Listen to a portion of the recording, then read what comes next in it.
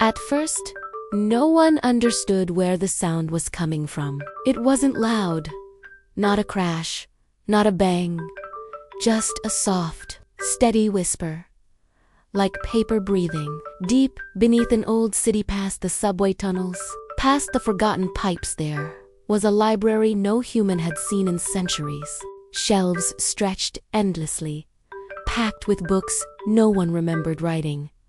Dust floated like slow snow.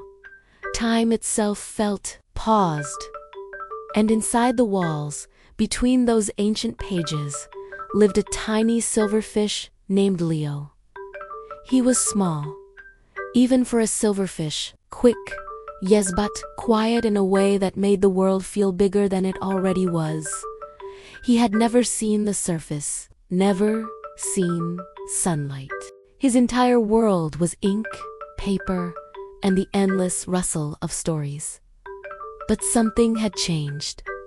The whisper. It started 3 nights ago. At first, Leo thought it was just the usual shifting of old books. Pages settling, spines cracking with age. That happened all the time. But this was different. This sound, repeated, rhythmic, intentional, like something calling. Something didn't feel right.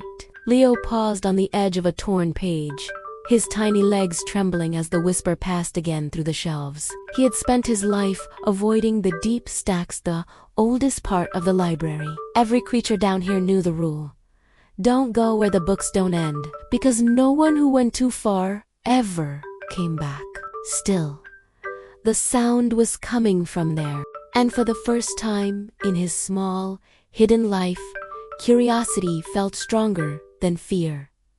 So he moved. Past familiar pages, past books hindi nibildan. Since he was young, past the warm, safe corners where the air didn't feel so heavy. Deeper, the light, if you could call it that, grew dimmer. The air thicker, the shelves tighter together, as if the library itself was closing in. And then he saw it.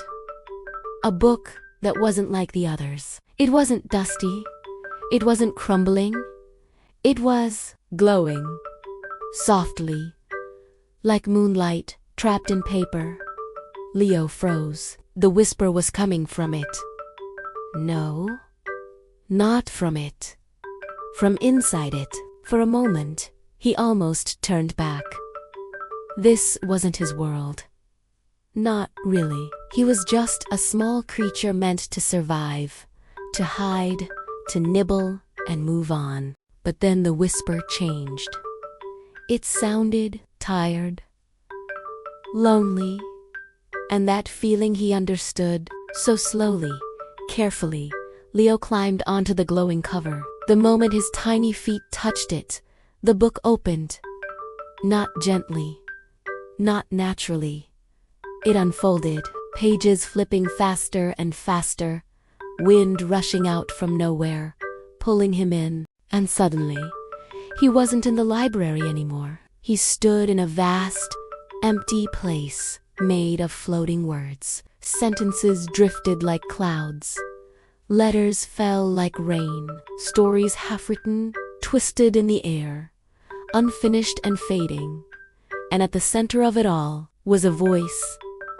I was forgotten. It wasn't loud. It didn't need to be. Leo turned, his tiny body shaking, and saw it not a creature. Not exactly. More like a shape made of ink and light, flickering in and out of existence. I was meant to be read, the voice said. But no one ever came. At first, Leo didn't know what to do. He wasn't a reader. He wasn't a writer. He was just small, insignificant. But as the words around him began to crumble, dissolving into nothing, something inside him shifted, because he understood something else, too. What it meant to be unseen. So, slowly, awkwardly, Leo did the only thing he knew how to do. He began to move. across the floating words, touching them, tracing them, following their shapes with his tiny body, line by line, sentence by sentence. The world responded, the fading words steadied, the broken phrases reformed. The story continued. The voice grew stronger. "You're reading me," it whispered. Leo didn't stop. He couldn't read like humans did, but somehow, just by moving through the words, by giving them attention, presence, existence, he was bringing the story back to life. Time passed. Or maybe it didn't. In that strange place, it was hard to tell. But eventually, the floating chaos began to settle. The words aligned.